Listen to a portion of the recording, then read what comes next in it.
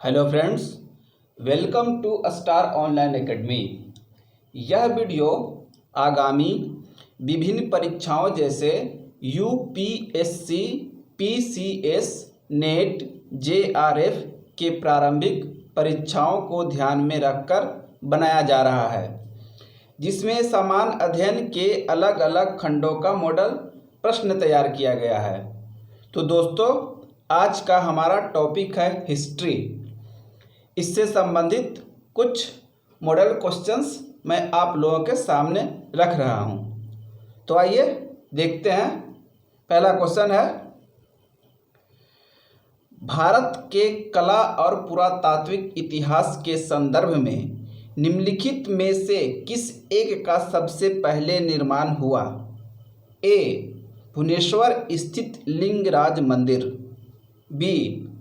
धौली स्थित शैलकृत हाथी। सी. महाबलीपुरम स्थित शैलकृत स्मारक। डी. उदयगिरी स्थित वराह मूर्ति। इसका राइट आंसर है बी. धौली स्थित शैलकृत हाथी। आइए इसके व्याख्या देखते हैं। भुवनेश्वर स्थित लिंगराज मंदिर नागर शैली में बना है। लिंगराज मंदिर भुवनेश्वर का मुख्य मंदिर 7वीं शताब्दी में ललाटेडु केसरी ने बनवाया था, जबकि इसका वर्तमान स्वरूप का निर्माण जजाति केसरी ने 11वीं शताब्दी में करवाया था। धौली स्थित शैलकृत हाथी का निर्माण 3री शताब्दी ईसा पूर्व में मौर्य सम्राट अशोक के समय में हुआ था। महाबलीपुरम स्थित शैलकृत स्मारक का निर्माण पल्लवों के शासनकाल में 7वीं शताब्दी में हुआ, जबकि उदयगिरी स्थित वराह मूर्ति का निर्माण गुप्त काल में हुआ। नेक्स्ट, निम्नांकित राजवंशों में से किसके शासनकाल में ही अपना उत्तराधिकारी घोषित कर देते थे? A. Chalukya. B. Chola. C. Kadamba. D. Kalachuri. Right answer B. Chola. आइए व्याख्या। चोल काल के सम्राट प्रायः अपने जीवन काल में ही युवराज का चुनाव कर लेते थे, जो उसके बाद उसका उत्तराधिकारी बनता था। यानी चोल साम्राज्य में अपने जीवन काल में ही उत्तराधिकारी चुनने की जो है परंपरा चल रही थी। नेक्स्ट, पहला ईरानी शासक जिसने भारत के कुछ भाग को अपने अधीन किया था? A. Cyrus. B. Sikandar. C. Darius प्रथम। D. Menander. Right answer C. Darius प्रथम या दारा प्रथम इसी का उपनाम था। आइए व्याख्या देखते हैं। ईरानी शासक डेरियस प्रथम अथवा दारा प्रथम, उनका शासनकाल है 522 से 486 ईसा पूर्व, ने सर्वप्रथम भारत के कुछ भाग को अपने अधीन किया था। हेरोडोटस, एक नाम आया है हेरोडोटस, जिनको जो है हिस्ट्री का पिता की उपाधि से सम्मानित किया जाता है पूरे इतिहास में। तो उन्हीं का कहना है, हेरोडोटस के अनुसार डेरियस प्रथम के साम्राज्य में संपूर्ण सिंधु घाटी का प्रदेश शामिल था तथा पूर्व की ओर इसका विस्तार राजपूताना के रेगिस्तान तक था। पर्सिपोलिस एवं नक्शे रुस्तम के शिलालेखों के अनुसार पंजाब भी उसके साम्राज्य में शामिल था। नेक्स्ट, निम्नलिखित में से किस मूर्ति कला में सदैव हरित स्तरित चट्टान या शिस्ट का प्रयोग माध्यम के रूप में होता था? ए मौर्य कला मूर्ति, बी मथुरा कला मूर्ति, सी भरुच कला मूर्ति, डी गांधार कला मूर्ति। राइट आंसर डी गांधार कला मूर्ति। आइए व्याख्या। गांधार कला, ये गांधार कहाँ में है? वर्तमान अफगानिस्तान में है। तो गांधार कला में सदैव हरित स्तरित या शिष्ट चट्टान का प्रयोग ही मूर्तियां बनाने के लिए किया जाता था। यद्यपि मथुरा कला में इसी के अनुसरण का शिष्ट का प्रयोग भी किया गया था, जो बाद में है। नेक्स्ट, गौतम बुद्ध को एक देवता का स्थान किस राजा के युग में प्राप्त हुआ? A Ashoka, B Harshavardhana, C Kanishka, D Chandragupta Maurya. Right answer C Kanishka. आइए व्याख्या। कनिष्क के शासनकाल में संपन्न चतुर्थ बौद्ध संगीति में बौद्ध धर्म हीनयान एवं महायान नामक दो स्पष्ट एवं स्वतंत्र संप्रदायों में विभक्त हो गया। महायान शाखा में बुद्ध को देवता माना गया तथा उनकी पूजा की जाने लगी।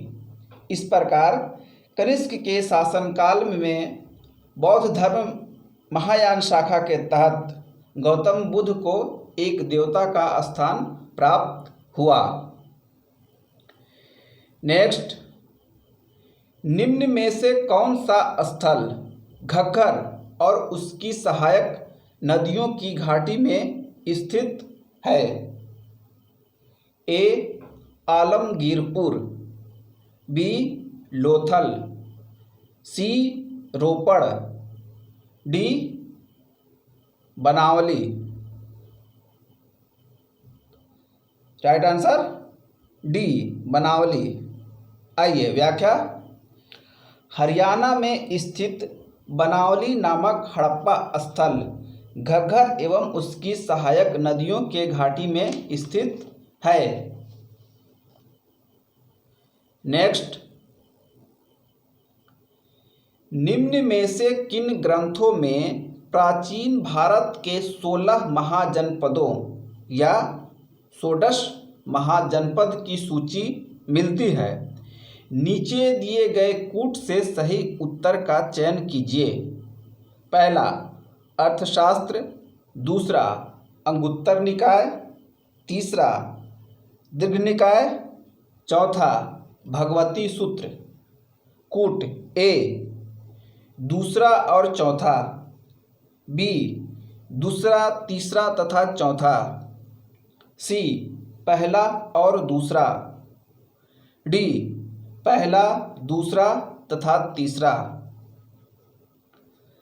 राइट आंसर ए दूसरा और चौथा, यानी अंगुत्तर निकाय और भगवती सूत्र में 16 महाजनपदों की सूची मिलती है। आइए व्याख्या देखते हैं। बौद्ध धर्म का ग्रंथ अंगुत्तर निकाय में 6ठी शताब्दी ईसा पूर्व के 16 महाजनपदों की सूची मिलती है, जो इस प्रकार हैं: अंग, मगध, काशी, कोसल, वज्जी, मल्ल, चेदी, वत्स, कुरु, पंचाल, मत्स्य, सूरसेन, अस्मक, अवंती, गांधार तथा कंबोज। जैन ग्रंथ भगवती सूत्र में भी 16 महाजनपदों की सूची मिलती है। नेक्स्ट, महमूद गजनवी का दरबारी इतिहासकार कौन था? A Hasan Nizami, B Utbi, C Firdausi, D Alberuni. Right answer B Utbi. आइए व्याख्या। महमूद गजनवी शिक्षित एवं सुसभ्य था। वह विद्वानों एवं कलाकारों का सम्मान करता था। उसने अपने समय के महान विद्वानों को गजनी में एकत्रित किया। उसका दरबारी इतिहासकार उत्बी था। उसने किताब उल यामिनी अथवा तारीख ए यामिनी नामक ग्रंथ की रचना की थी। नेक्स्ट, निम्नलिखित में से किसने भारत में प्रसिद्ध फारसी त्यौहार नवरोज को आरंभ करवाया? A Balban, B Iltutmish, C Firoz Shah Tughlaq, D Alauddin Khilji. Right answer A Ghiyasuddin Muhammad Balban. आइए व्याख्या। अपने दरबार के लिए बलबन ने एक बड़े सुल्तान के दरबार के अनुरूप नियम बनवाए और उन्हें कठोरता से लागू किया। इस क्षेत्र में उसका आदर्श ईरानी बादशाह थे और उसने उनकी कई परंपराओं को अपने दरबार में आरंभ किया। उसने सिजदा यानी भूमि पर लेटकर अभिवादन करना और पाबोस यानी सुल्तान के चरणों को चूमना की रीतियां आरंभ की। उसने अपने दरबार में प्रतिवर्ष फारसी त्यौहार नवरोज बड़ी शान शौकत के साथ मनाने की प्रथा प्रारंभ की। नेक्स्ट, निम्नलिखित वंशों ने किस क्रम में दिल्ली पर शासन किया? नीचे दिए गए कूट से सही उत्तर चुनिए। पहला खिलजी, दूसरा लोदी, तीसरा सैयद, चौथा गुलाम। कूट ए 1 4 2 3, बी 1 2 3 4, सी 2 3 4 1, डी 4 1 3 2। राइट आंसर डी 4 1 3 2 सही क्रम है। आइए व्याख्या देखते हैं। गुलाम वंश या मामलुक वंश शासकों का शासनकाल 1206 ईस्वी से 1290 ईस्वी के बीच है, जबकि खिलजी वंश का शासनकाल 1290 से 1320 ईस्वी के बीच। सैयद वंश का शासनकाल 1414 से 1451 ईस्वी के बीच, जबकि लोधी वंश का शासनकाल 1451 से 1526 के बीच है। नेक्स्ट, नई फारसी काव्य शैली सबक ए हिंदी अथवा हिंदुस्तानी शैली के जन्मदाता थे। A Amir Khusro, B Ziauddin Barani, C Mohammad Ghaus, D Tansen. Right answer A Amir Khusro. आइए व्याख्या देखते हैं। खड़ी हिंदी बोली का जनक अमीर खुसरो को माना जाता है। नई फारसी काव्य शैली सबक ए हिंदी या हिंदुस्तानी शैली का जन्मदाता अमीर खुसरो को माना जाता है। उनका कहना था, ना तफ्ज़े हिंदी अस्त्र आज फारसी कम, अर्थात हिंदी का शब्द फारसी से कम नहीं है। नेक्स्ट,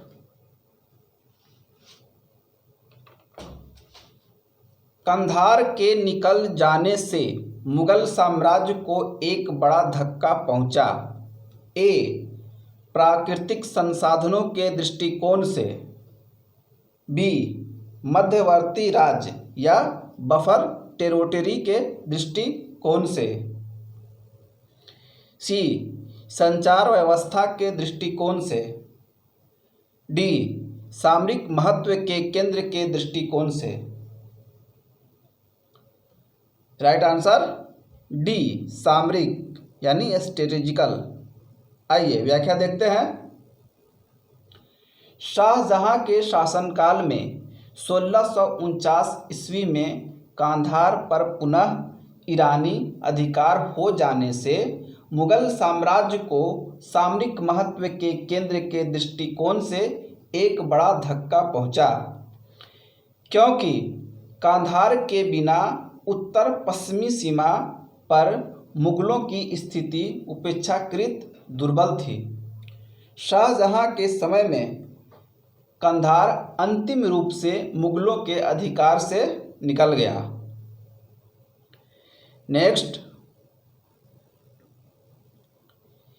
ईस्ट इंडिया कंपनी के किस अंग्रेज गवर्नर को औरंगजेब द्वारा भारत से निष्कासित किया गया?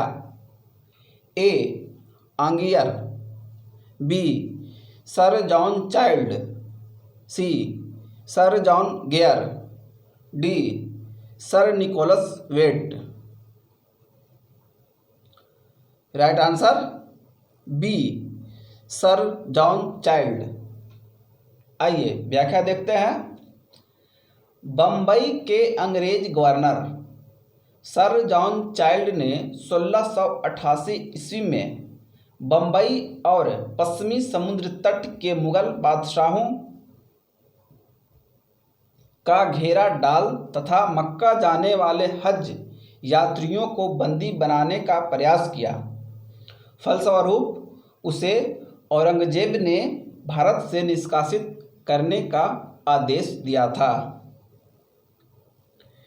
नेक्स्ट, निम्नलिखित भारतीय शासकों में से कौन था जिसने विदेशों में आधुनिक पद्धति के दूतावास स्थापित किए थे? ए हैदर अली, बी मीर कासिम, सी शाह आलम द्वितीय, D Tipu Sultan. Right answer D Tipu Sultan. व्याख्या, टीपू सुल्तान ने आधुनिक पद्धति से विदेशों में दूतावास स्थापित किए थे। नेक्स्ट, निम्न में से किस वायसराय के कार्यकाल में भारतीयों को राय बहादुर और खान बहादुर उपाधियां प्रदान करना प्रारंभ हुआ? A lord Ripon, B lord Mayo, C lord Lytton, D lord Dufferin. Right answer C lord Lytton. आइए व्याख्या, लॉर्ड रिटन के कार्यकाल में भारतीयों को राय बहादुर और खान बहादुर की उपाधियां प्रदान करना प्रारंभ हुआ। लॉर्ड रिपन के कार्यकाल में ही वर्नाकुलर प्रेस एक्ट 1878 ईस्वी पारित किया गया था। नेक्स्ट, ब्रह्म समाज का सिद्धांत आधारित है ए नास्तिकता पर, बी एक देववाद पर, सी बहुदेववाद पर, डी अद्वैतवाद पर। राइट आंसर बी एक देववाद पर। आइए व्याख्या, 1828 ईस्वी में राजा राम मोहन राय ने ब्रह्म समाज की स्थापना की। ब्रह्म समाज की स्थापना का उद्देश्य था एकेश्वरवाद की उपासना, मूर्ति पूजा का विरोध तथा अवतारवाद का खंडन। ब्रह्म समाज ने सार्वभौम ईश्वर की उपासना पर बल दिया। नेक्स्ट, निम्न में से कौन उग्रपंथी नहीं थे? A. Bal Gangadhar Tilak, B. Madan Lal, C. Udham Singh, D. G K. Gokhale. Right answer D. G K. Gokhale यानी गोपाल कृष्ण गोखले। आइए व्याख्या। गोपाल कृष्ण गोखले उदारवादी खेमे से संबद्ध थे। वह समभाव और मृदु न्यायप्रियता में विश्वास करते थे। उन्हें पूर्ण विश्वास था कि देश का पुनरुद्धार उत्तेजना के बवंडरों से नहीं हो सकता है। वे साधन और साध्य दोनों की पवित्रता में विश्वास करते थे। नेक्स्ट, भारतीय राजनीति में प्रवेश के पूर्व 1 वर्ष तक देश के पर्यवेक्षक एवं विद्यार्थी के रूप में रहने की सलाह गांधी जी को किसने दी थी? A. Annie Besant, B. Bal Gangadhar Tilak, C. Gopal Krishna Gokhale, D. Rabindranath Tagore. Right answer C. Gopal Krishna Gokhale. आइए व्याख्या। महात्मा गांधी गोपाल कृष्ण गोखले को अपना राजनीतिक गुरु मानते थे। वर्ष 1915 ईस्वी में अफ्रीका से भारत वापस आने के पश्चात गोपाल कृष्ण गोखले ने उन्हें 1 वर्ष तक भारत का भ्रमण करके देश की वास्तविक स्थिति से अवगत होने की सलाह दी थी। नेक्स्ट, निम्नलिखित कथनों में से कौन साइमन कमीशन के संबंध में सही है? कथनों के नीचे दिए गए कूट से सही उत्तर चुनिए। पहला, उसकी नियुक्ति 1919 ईस्वी के एक्ट के क्रियान्वयन की पूछताछ के लिए की गई थी। दूसरा, उसके अध्यक्ष सर जॉन साइमन थे। तीसरा, उसने संघीय प्रकार की सरकार की संस्तुति की थी। चौथा, भारतीय नेताओं ने उनका स्वागत किया था। कूट ए 1 और 2, बी 1, 2 तथा 3, सी 2, 3 तथा 4, डी 1, 2, 3 तथा 4। राइट आंसर बी 1, 2 तथा 3। आइए व्याख्या देखते हैं थोड़ा सा डिटेल से। भारत सरकार अधिनियम 1919 के एक प्रावधान के अनुसार अधिनियम पारित होने के 10 वर्ष पर एक वैधानिक कमीशन की नियुक्ति की जानी थी, जिसे 1919 के अधिनियम के कार्य संचालन की जांच पड़ताल करनी थी और आवश्यक होने पर भावी सुधारों को प्रस्तावित करना था। इसी उद्देश्य से नवंबर 1927 ईस्वी में साइमन कमीशन का गठन किया गया था। साइमन कमीशन में ब्रिटिश संसद के 7 सदस्य थे।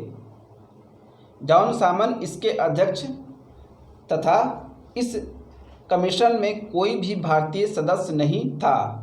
फलस्वरूप भारतीय नेताओं द्वारा इसके विरोध का निर्णय लिया गया।